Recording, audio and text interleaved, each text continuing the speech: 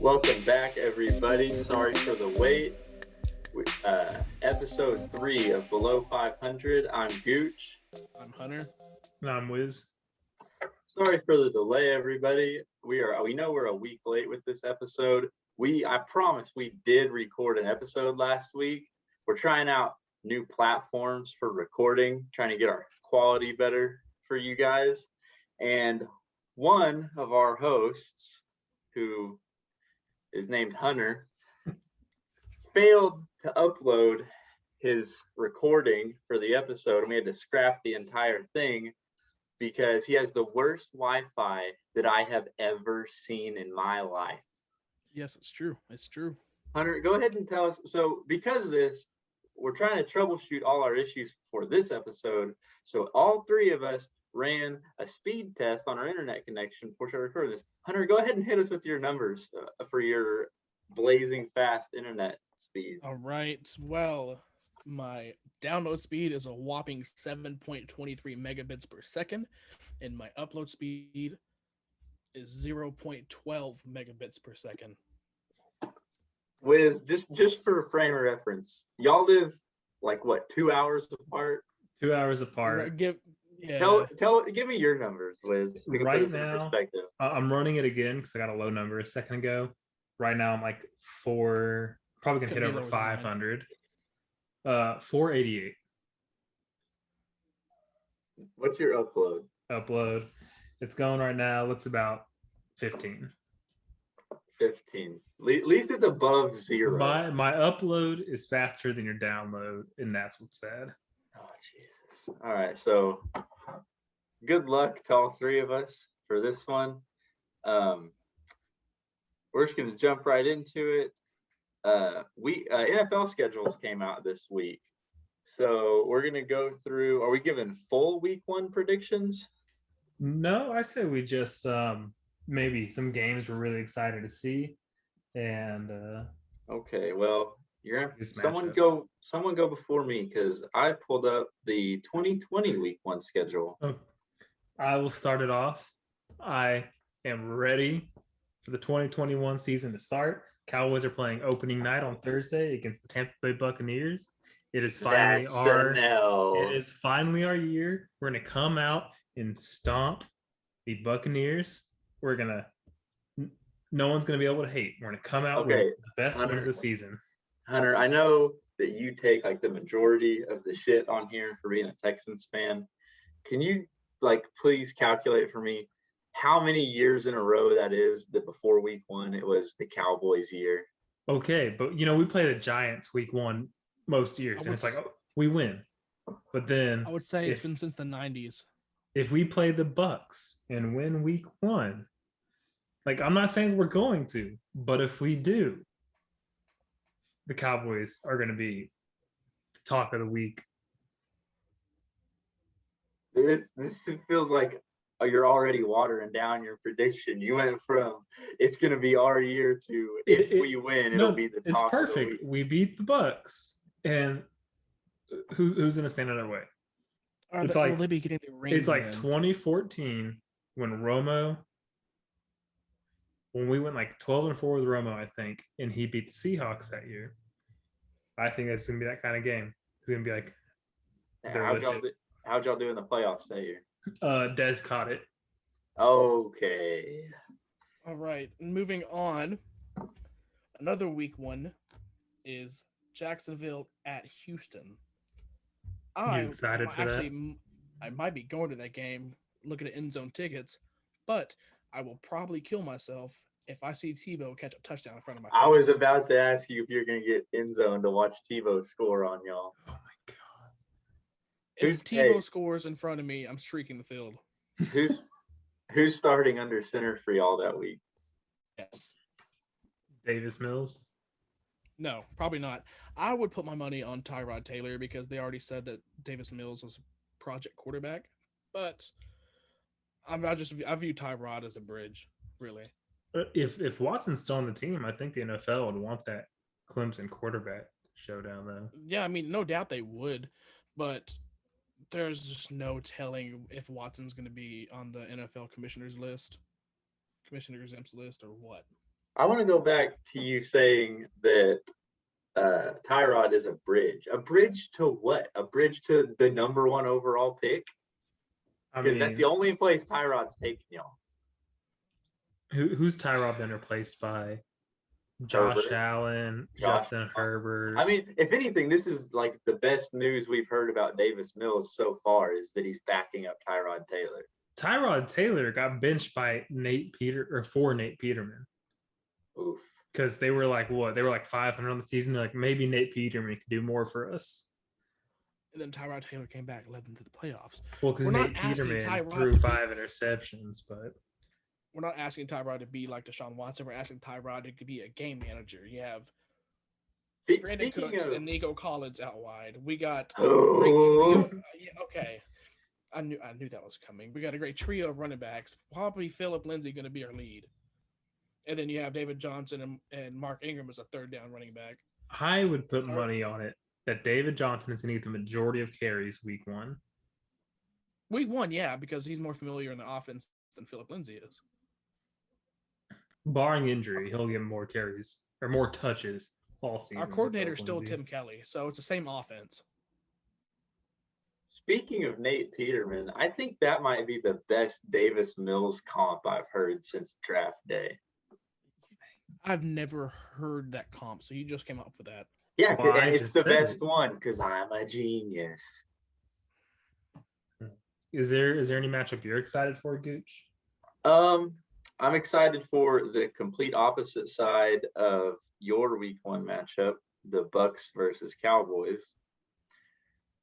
Because I know you're probably in your head going over all the Super Bowl champions that lost week 1. But run down the Bucks roster. The Bucks lost hardly anybody from their Super Bowl roster. Like they're returning a good portion of that team. And they didn't lose any starters. Yeah, they didn't lose any Exactly. starters. And I mean, it's Tom Brady. And I've been a Tom Brady fan and a football fan for long enough that I know that you don't bet against Tom Brady. And yeah, y'all drafted a bunch of defense. So like there's 2 scenarios that you're kind of looking at for the Cowboys on the defensive side of the ball.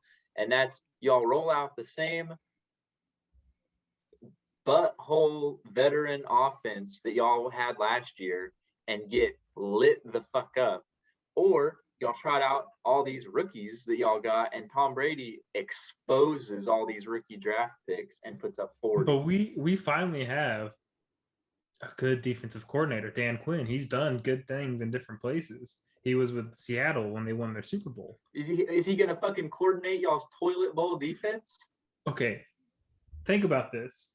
We might sign Richard Sherman. That's a rumor. So, but we have Trevon Diggs, who was a really good rookie corner until he got injured last year. DeMarcus Lawrence, who's one of the best D linemen. And we do probably have the best linebacking core in the league. I think if Dan Quinn can come in and get a couple pieces to settle in right, we'll be top 15. We might be 15. Let me run down these. I mean, I feel obligated to say that I'm excited for Patriots Dolphins week 1. I have one that I'm excited for whenever you're done. Like, I think it's gonna be the first time I've ever been excited for a Patriots Dolphins matchup. Like, I think honestly these teams stack up pretty good, and I mean, I think we all kind of know, but don't want to say that like Cam's gonna be under center week 1 for the Patriots, but Think he will or won't? I think he will. I said I think we all would like to see that turn into a quarterback competition, but I mean, when has Belichick ever put a year 1 quarterback under center? Like, he just doesn't do it. He doesn't play rookie quarterbacks. Like, there's no way really around that. But I'm cautiously optimistic about this matchup with how the Dolphins have been improving. Talking about Cam, another matchup I'm excited for is for his previous team, Carolina and Jets. Jets visit Carolina. Sam Darnold versus the team that gave up on him. I feel like there's some tensions there, and I feel like Darnold wants it's a revenge game for him. The Panthers are better than New York right now. Oh yes, yeah. They're gonna roll out Zach Wilson. It's his first ever game. You're More than excited? likely prone to be mistakes. Yeah, it's the Jets. There's always mistakes. All right. You're excited to see Christian McCaffrey run for 185 yards in week 1. I'm just excited to see Darnold get defense revenge, because I feel like the Jets gave up on him when they really shouldn't. Why would they give up on him when they never surrounded him with anything? One that I'm excited for is getting away from the Patriots. This is going to be tough to watch for me, but Bears and Rams on Sunday Night Football is like a sneaky good matchup. I mean, I think the Rams definitely have the upper hand in this one, but you get Justin Fields versus Matthew Stafford. I'm gonna vomit seeing Justin Fields walk out in a Bears uniform. And the Bears' second round pick this year was Tevin Jenkins out of Oklahoma State, so I'm sure he'll probably start for the Bears. But I'm interested to see that one. Like I said, I definitely think the Rams were the better team, but I'm interested to see like how much better Fields makes the Bears.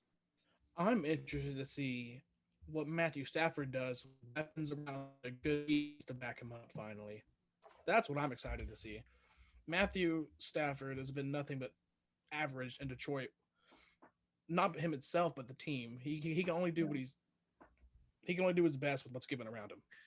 I mean, Matthew Stafford's pretty much been in a Romo role in Detroit, like comeback after comeback, or he'd come back, tie it up, or take the lead just for the other team to march it right down with 30 seconds on the clock. Yeah. He has never gotten the benefit of the doubt with that defense. Yeah. He's got the clutch gene, but he doesn't have a defense to help him out. Right. And now he does, because like the Rams have playmakers all over the defensive side of the ball, which is another reason I found this game interesting, because like we're going to get to see Justin Fields get just absolutely baptized by fire right out the gate. That is true. I want to know what the root of your Justin Fields hate is. Is it because Chicago got him instead of New England? I love Justin Fields. There's no hate for Justin Fields on my part. It's all Chicago hate and me not wanting to see him play there. So you just don't like Chicago because they're just not a fun team. I can't get behind them. The only thing good they got going for them is defense. They've never got their offense down except for like prime Jay Cutler days. Yeah, I've been out on the Bears ever since the Trubisky experiment. Oh God, that was awful. See, I'm still out a little bit on Fields because the Ohio State quarterback stigma. An Ohio State quarterback has never made a Pro Bowl. That's all it's that. One quarterback who converted to punter later in his career made a Pro Bowl as a punter, but that's it. Imagine being a quarterback in college and a great quarterback to get drafted and then convert to a punter. And that was like forever ago, I think. So probably was ass. But that's what they tried to do with Braxton Miller, quarterback to wide receiver, and they did. And he was ass for the Texans. Yep. But one more thing before we move on from the schedule. Do y'all see any upsets or? Ooh. Because I'm going to give mine, and I don't know the lines to go.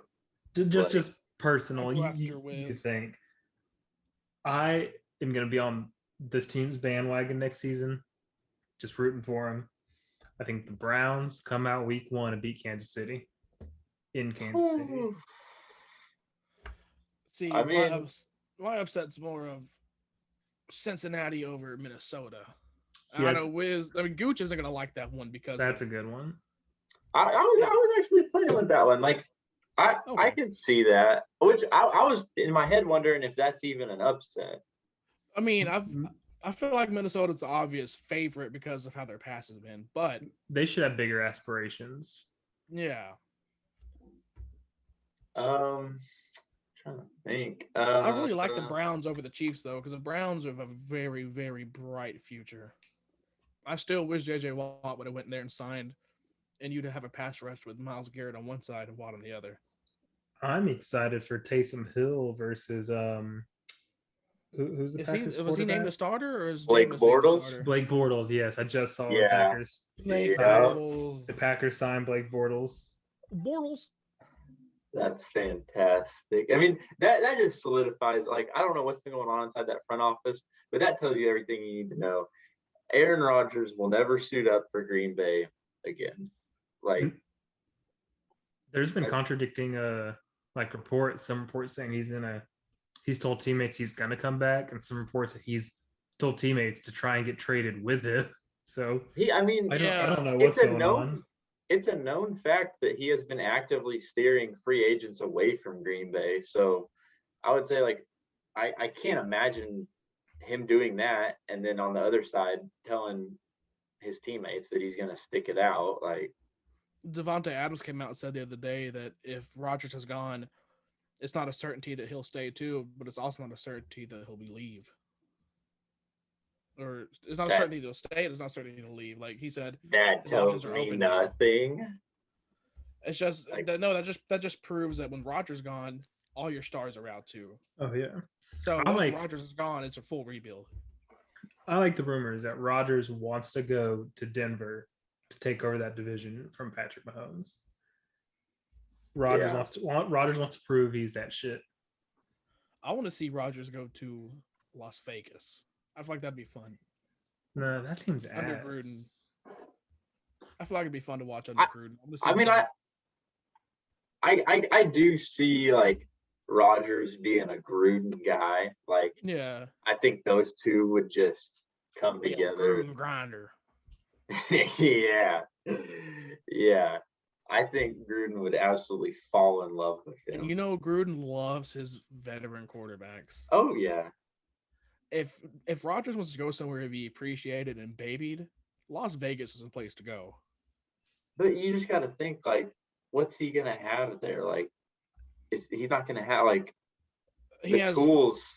He's used to having a good tight end, or he loves throwing tight ends. He has Darren Waller. That's true. Henry Ruggs. True. Yeah, I'm about to say Henry Ruggs. Who else? No one. Hey, you know what he will have, Hunter? Do what? You know what he will have? A nightclub in the end zone. That's very true. News came out the other day that the Raiders are installing a nightclub for their end zone. And I think they should emphasize winning before putting a nightclub in the end zone. Or maybe this is the right way to go, because everyone says it takes money to make money. And that's true. You got to get people in the stadium somehow, and they ain't coming to watch the games. This brings crying in the club to a whole new level when the Raiders get blown out. So this pisses me off for one reason. So apparently a few other, like, basketball teams, I think 1 or 2 NFL teams actually have clubs, but like nightclubs. But it pisses me off that the Raiders, what it looks like, it's taking up one of the end zones, like lower levels. And fans, a bunch of fans should be there, not a club where people are just drinking. Because I bet the majority of the people there are not going to be paying attention to the game. I'm waiting for the one overthrown ball to fuck up somebody's bottle service. Oh my god! Well, it's Las Vegas. So, like, I just can't wait for Las Vegas to get, like, Thursday night football, and they're setting up for a field goal, and you've just got a titty bar right behind the goalpost. NFL's just gonna have to blur the whole chunk behind. Why is the screen fuzzy behind the field goal? Behind the goalpost? NFL gives Monday Night Football to HBO, and it's strictly Raiders games. Oh my god! But man, I think it's cool. Just don't put it there. Raiders get the Nickelodeon broadcast last year. It's just strippers getting slimed. Oh my god! Who was commentating it? The actual NFL player? I didn't even. I can't remember. Nate something or Nate Sudfeld. No, not Nate Sudfeld. He was the Yeah, it was. he was a Patriots receiver, wasn't he? Or Nate Burleson. Nate Burleson. Was he a Patriot? Is it? He was, let me look Yeah, him up. yeah. Nate Burleson. Nate Sudfeld still he's still playing, isn't he? Yeah, Nate Really? Burleson. Was he a Patriots receiver? Yeah. Seahawks Nate receiver. Sudfeld's on the Eagles, I think. Okay, but like imagine the camera pans over to the whatever, people are getting lap dances and shit, and then Nate Burleson has to explain to the 14-year-old on broadcast with him what's going on. He's not supposed to be touching the dancers. Clubs where I go to, that's not allowed. He's getting thrown out. Get Michael Irvin on the Oh my! on the interview. Hey, that's my dream. We got to get Michael Irvin on here. Oh, that's never happening. If it does, I'll be sick that week. Okay, y'all gotta admit, Michael Irvin is amazing. Y'all would love to have Michael Irvin as a veteran on your team. I just want to ask him questions about Coke.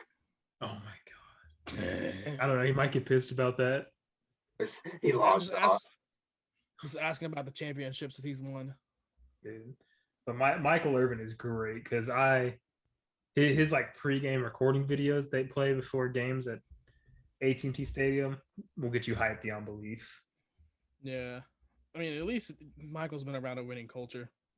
Okay, speaking of guests and winning cultures, would y'all rather have Michael Irvin, however the fuck, Irvin, or Kendrick Perkins on as a guest? Michael Irvin. As much as I hate Kendrick Perkins and the Cowboys, at least Kendrick Perkins is funny. And he would give us shit to talk about, like saying that it's harder to win an NBA championship than an NFL championship. That pissed me off This much. It's like apples and oranges. That's NBA NFL is a team sport. It's not just one person that can carry a team in the NFL. You got 53 men on a roster. One man goes down, that could ruin your season. Exactly. One good corner on a staple defense. Your quarterback, a top receiver, you're done for. At the same time, I would that one person that goes down can't carry the whole team. NBA, like from a championship perspective, one player on an NBA roster can make you a championship caliber team. I mean, this is like a really overused example, but literally look at the Bulls in the 90s. They went back to back to back, and then Michael Jordan decided to play AA baseball for a year and a half, and then they went back to back to back. Like that's all the proof you need. And then like turn around and the Lakers. When was the Lakers' last championship before last year? 09. I was thinking 08. So you're saying the NBA is harder?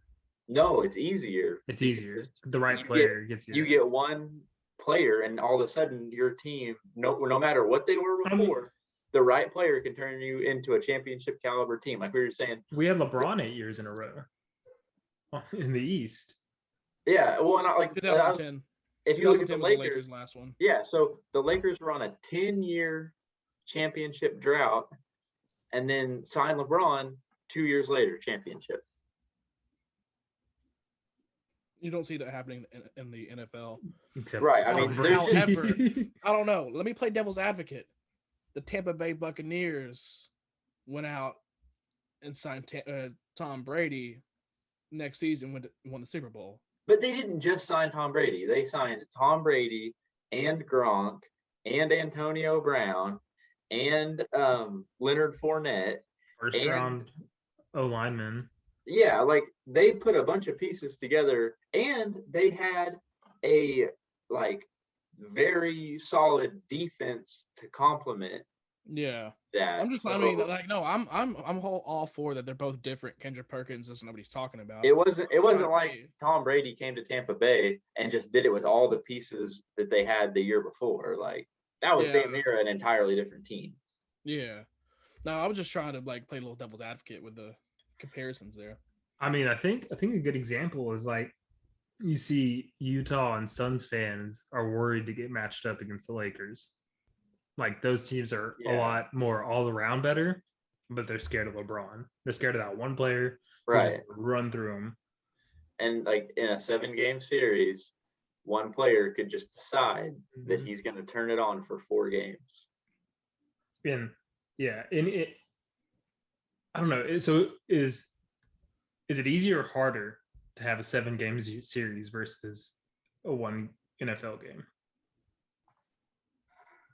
I think it's more accurate. Like I think in like sports with a 7 or even a 5-game series, you see like the better team, even if it's not the higher seeded team, the truly better team make it through that series more often than not.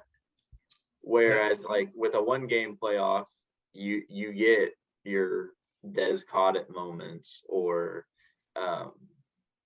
who was it? Was it the Packers and Seahawks that had that really controversial pass interference? Oh, no, are you talking about pass interference or the catch in the end zone, where like the Yeah, defender and the receiver both caught it? something like that. Or in that, and maybe there was Oh supposed no, you're talking about the Rams Saints, the pass that interference. one too. I was thinking of the catch in the end zone. Oh, okay. But yeah, I mean, like those are all really good examples of the risks of a 1-game playoff. Yeah, but I think NFL has to be 1 game because of the toll it takes on your body. Oh Which yeah, is I why mean, I think you an got to NFL play 1 game a championship. week. So like you're gonna have a 7-game series take 2 months. Oh yeah, and every year, especially after Dak went down last year, and I've got family. My father-in-law is a Texans fan, so Hunter will know this when Deshaun Watson went down one of his first seasons. It's just the rest of the season's rookie. unwatchable. And Yeah, it's so painful to watch. One injury like that takes you out of the entire season. You've got no hope. Or like talking about how much harder it is to win a championship in the NFL. Go back to a few years ago when the Eagles beat the Patriots. Tell me that like even in like a best 2 out of 3, that the Eagles are that much better. Oh, they don't win the next 2. Yeah, that's what I'm saying. Like all they had to do was win 1 game. I mean, Tom Brady's 3 championship losses are all that situation. He probably wins all 9 times out of 10. Yeah. And I think that shows how it's 1 game and all the right cards could fall. There's the Broncos against the Seahawks when the first snap goes over Peyton Manning's head. But I think that's enough of that. Yeah. Well, yeah, recently, yeah, Russell Westbrook. Yeah, you got it. Okay, Russell Westbrook passed Oscar Robertson for the most career triple doubles. Dude, this blew my mind because I remember, I want to say it was the first year. No, it was the year that Kevin Durant got injured and missed like most of the season or the whole season, and he put together like 7 consecutive or 10 consecutive triple doubles, and it was kind of the first time that anyone talked about this. And so I was like, oh, like what's the record for the most consecutive triple doubles? And I remember looking it up, and it was like 45 or 50 something, and I was like, holy shit. And I remember like, and then looking up the all-time like rankings and seeing Oscar Robertson at 182, and both of those, I was like, these records will never be broke. Like in today's NBA, these are one of those rare records that will stand forever. And now, then Westbrook broke the single season record, and so I was like, oh wow, like that's impressive. But then he left the Thunder, and I was like, well, I doubt he'll break the all-time record now that he's going to go play with Harden or stars on other teams rather than just being by himself in Oklahoma City. So seeing these 2 records broken that like I thought literally would stand forever is amazing. How many was it? 180. How many was it? 58. Oscar Robertson had 181. And so Westbrook broke it with 182. Yes. I mean, the man's been averaging triple doubles for several years now. 4 seasons in a row. I don't think he did it in a row. I think he had one in the middle there that was off. No, I think like if you took the averages of all 4 seasons, it would be, even though like he did below it for 1 season.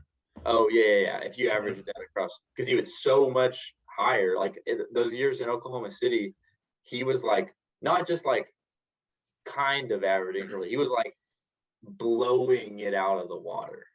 Oh yeah. And right now he's putting up like 20 rebound, 20 assist games, which is just ridiculous. And like it just absolutely infuriates me. The stat padding argument is irrelevant, like because I just don't understand it. I don't understand how it's still a thing. People haven't like poked enough holes in this yet. He does the things he does to keep the teams he's on competitive. Without Russell Westbrook and his triple doubles, the Thunder are not competitive in those last 2 or 3 years. Lost my train of thought. What was it? Stat padding. And his teammates, like you can go back and look.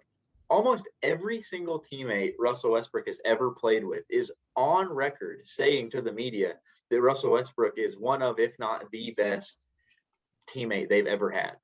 So this idea, kind of upset with Houston get rid of him.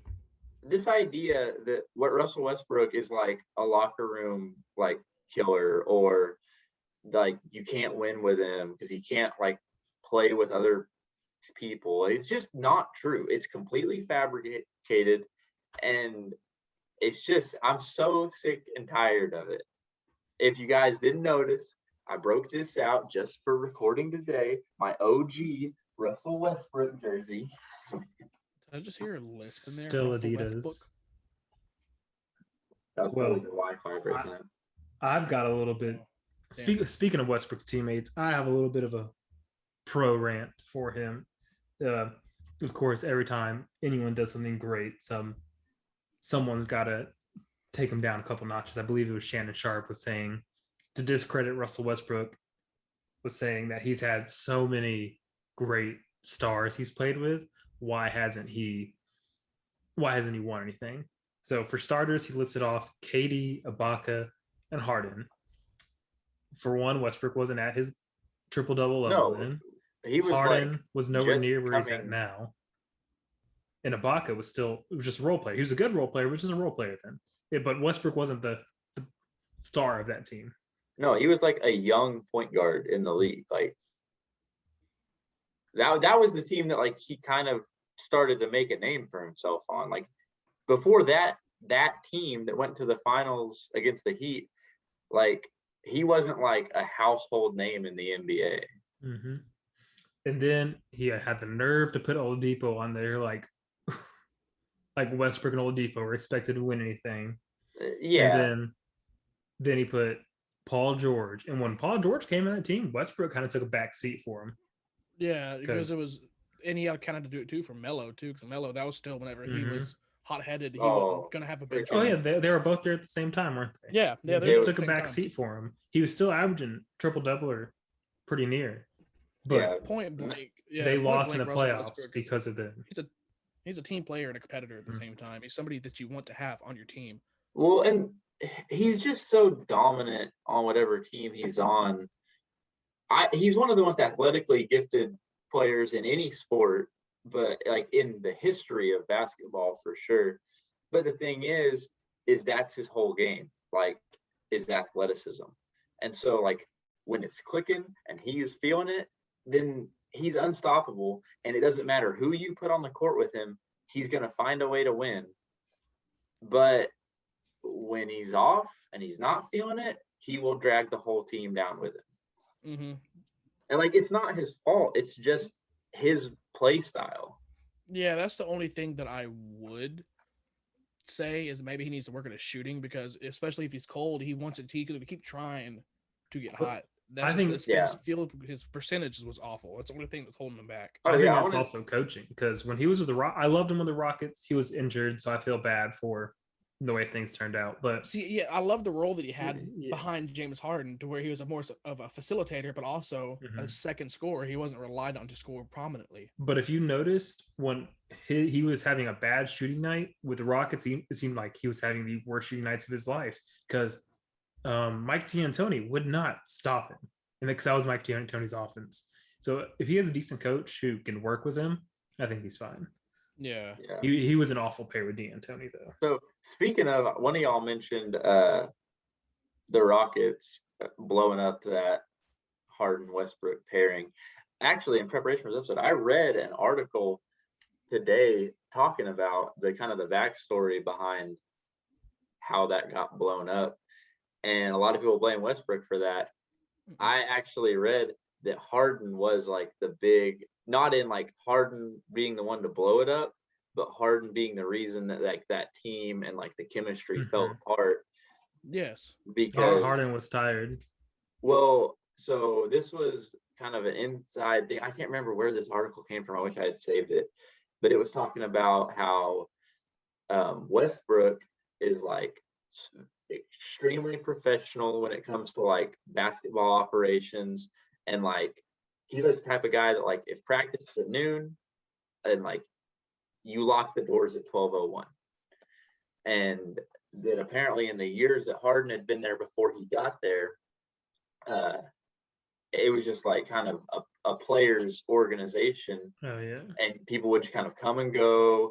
Harden ran the show and kind of played by his own rules.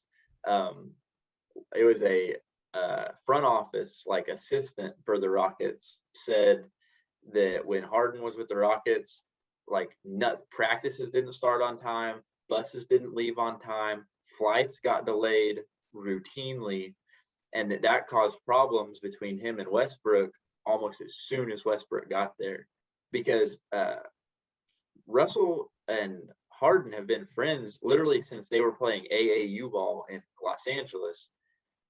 But Harden didn't have that kind of role with the Thunder. Harden was a bench player. He was like the best bench player in the NBA, but he wasn't the type of guy that like is allowed to show up 45 minutes late to media day. And there were stories of like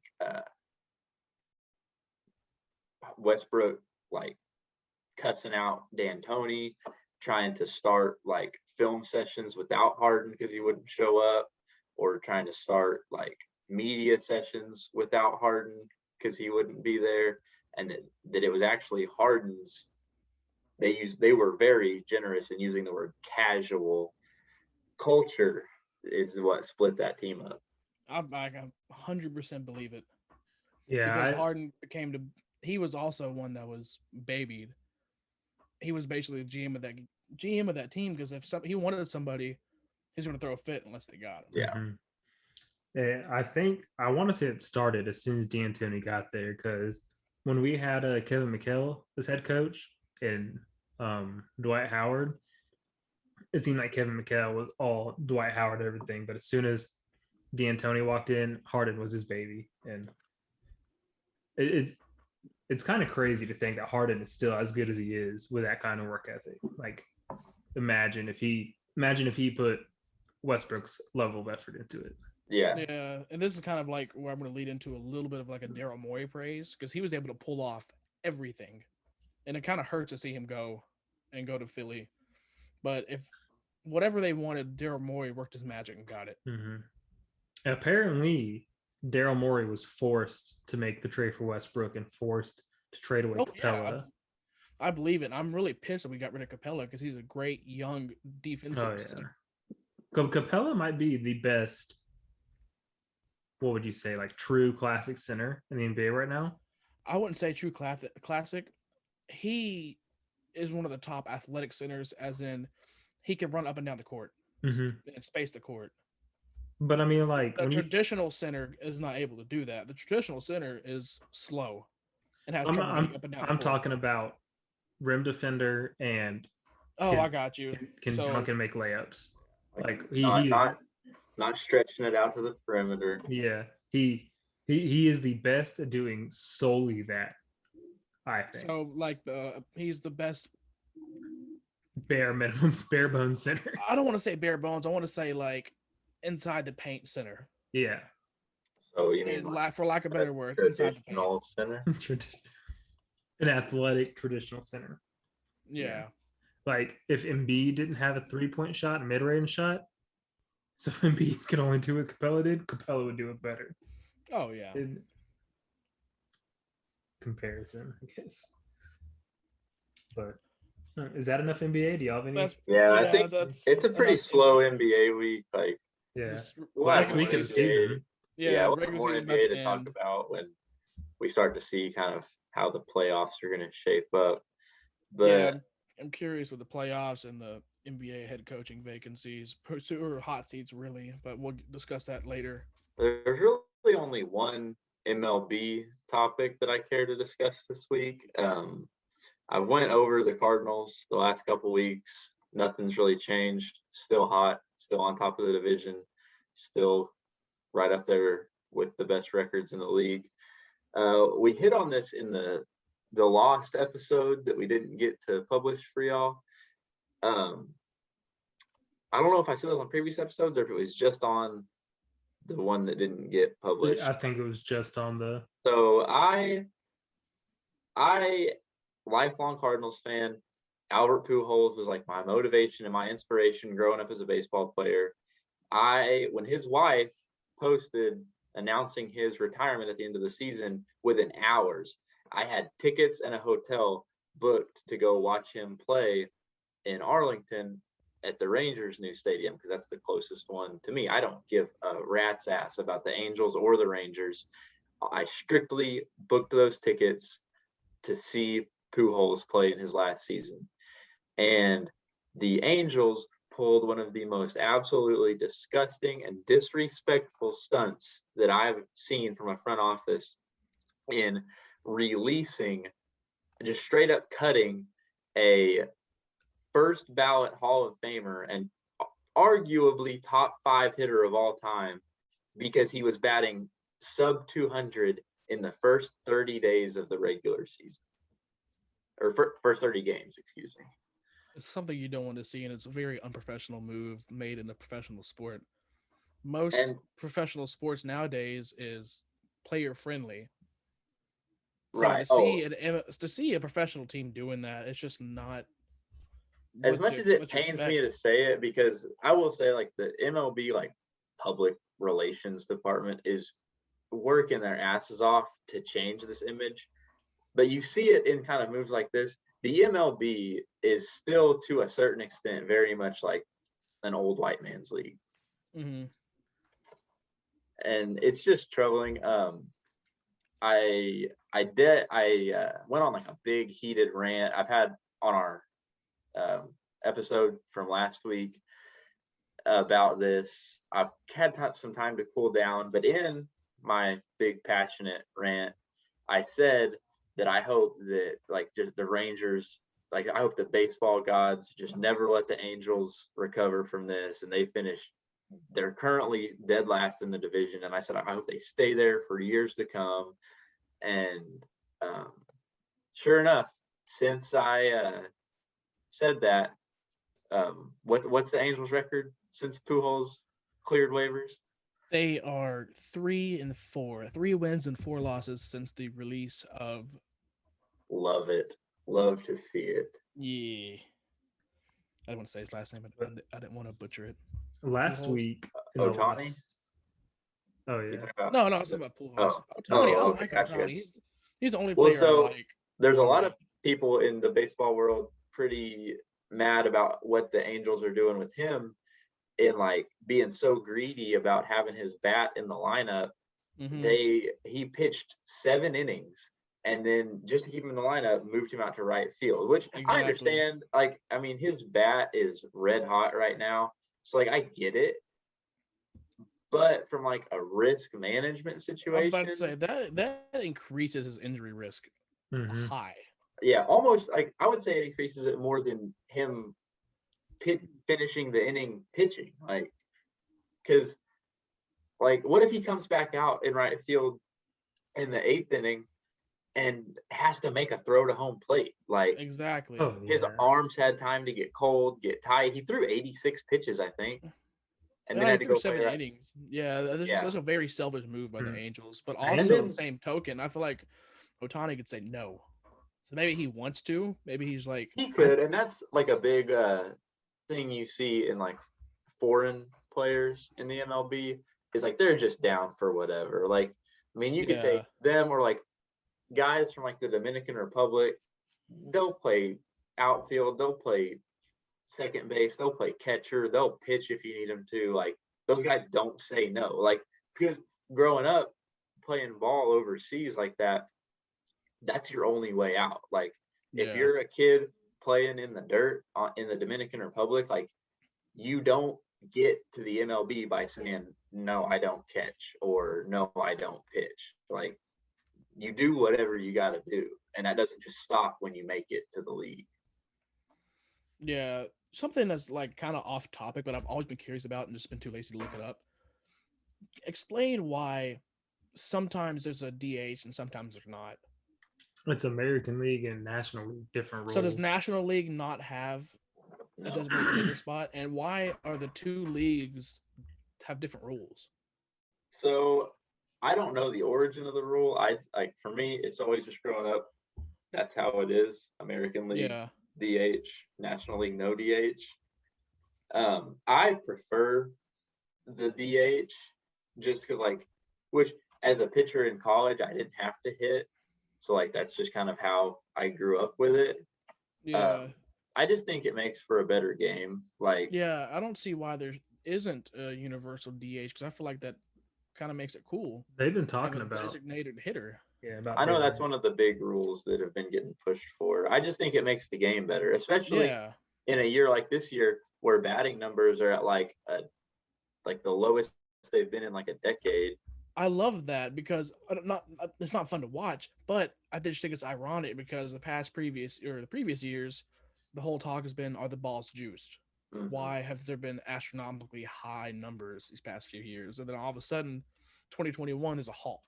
Well, It just I could point it if you want. Like, I'm not going to, but because it's like a super like insider take, but just the way that the approach to hitting has changed and evolved in the last 2 to 3 years.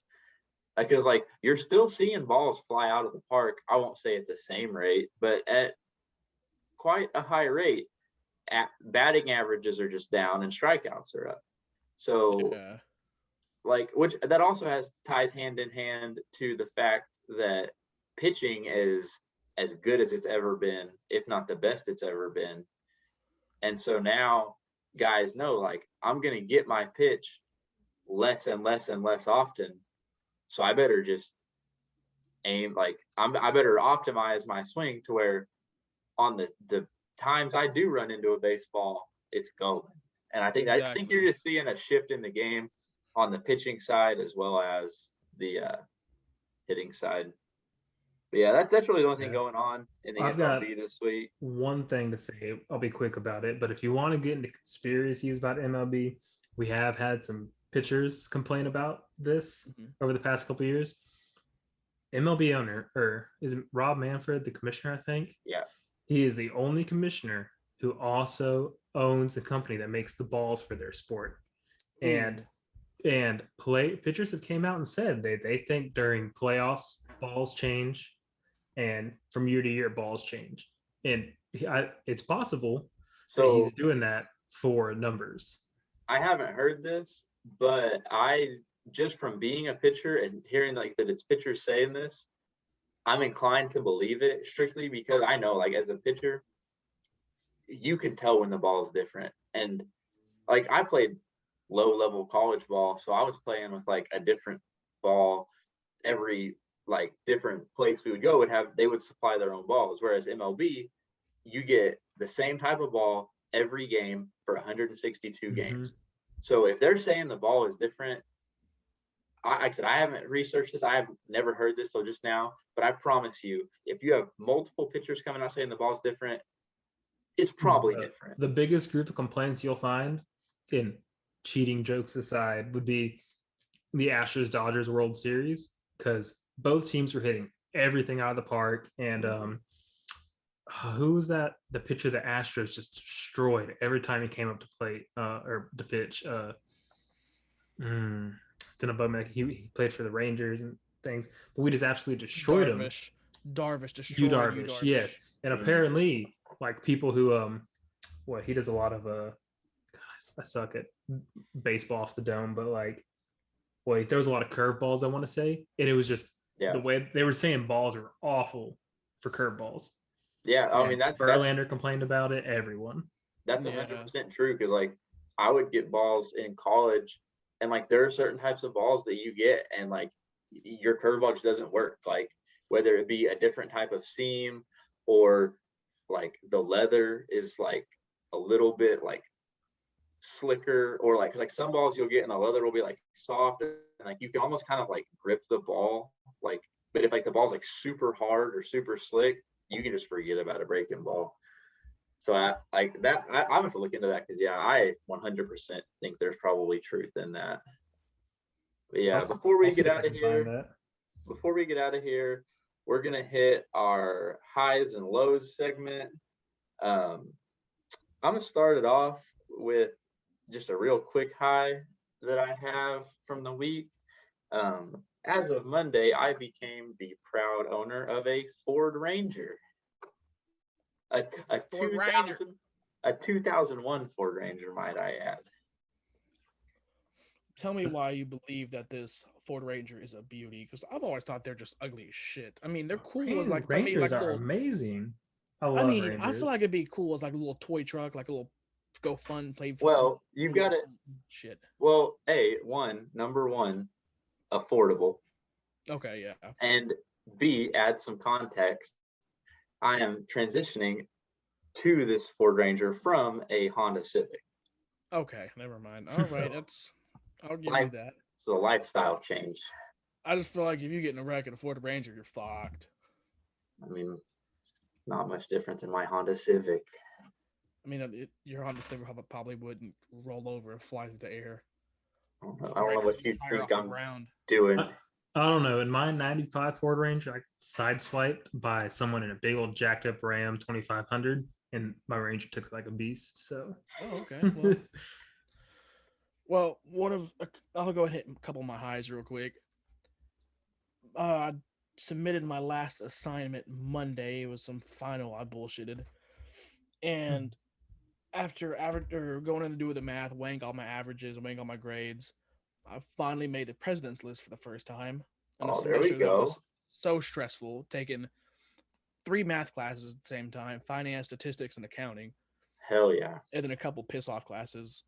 So I was happy about that. And while we're talking about my school, the good old Sam Houston State University is heading to play in the national championship of the FCS Sunday. Why am I blanking on the team that they're playing? I think, did you put it in notes? You did not put it in notes. I can find it right here, but they won by 3. They came back Saturday. They played.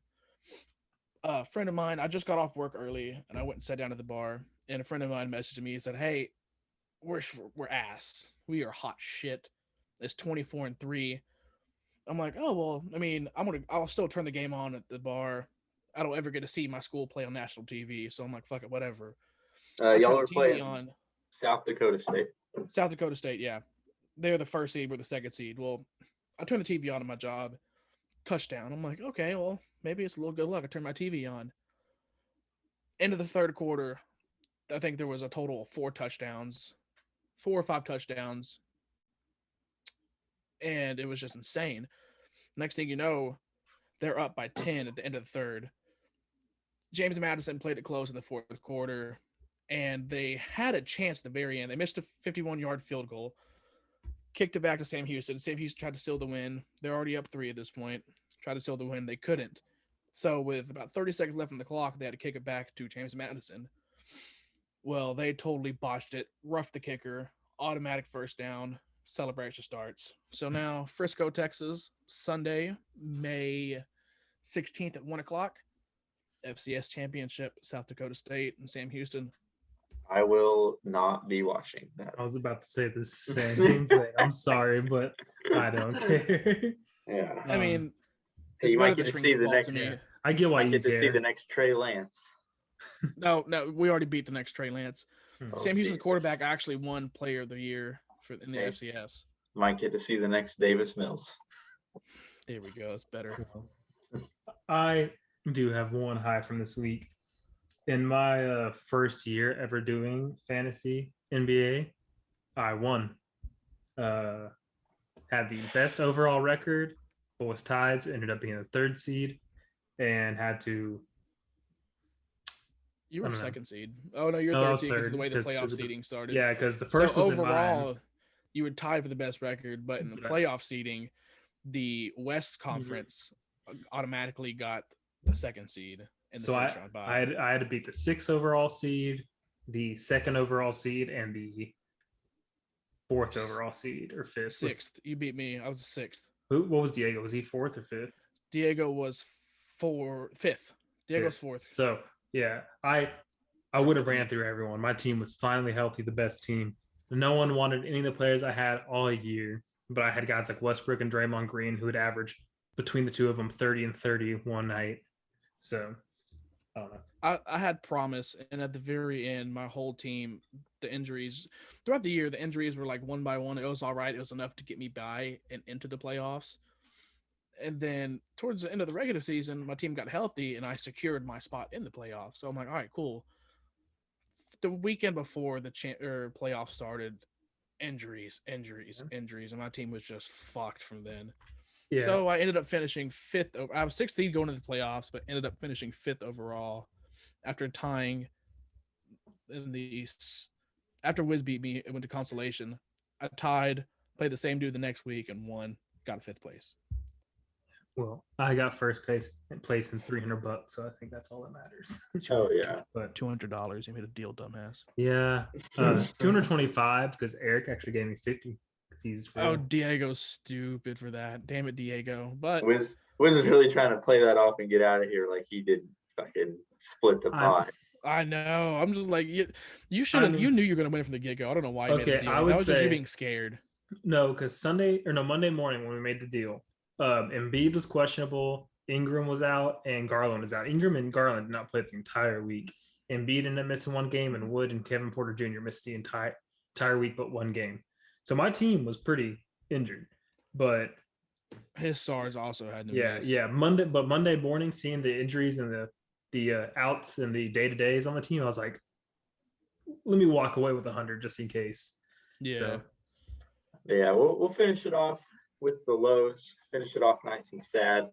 My one and only low for the week is just having to re-record this episode after having to throw away an episode full of great content because one of our co-hosts lives in fucking bumfuck nowhere, the oldest town in the state of Texas, and can't get a fucking megabyte of upload speed. Okay, look, I'll go on a mini rant on this topic. I tried my best from the second I heard we're going to switch to Riverside. I'm like, all right, I've got to update my Wi-Fi. I go to Walmart. I'm like, all right, maybe it's my router. Buy a brand new like $150 router. I'm like, what right, do you pay for? How many?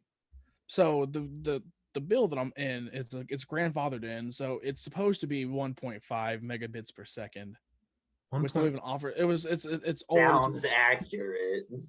It's when DSL first came out, but now the cheapest or the DSL.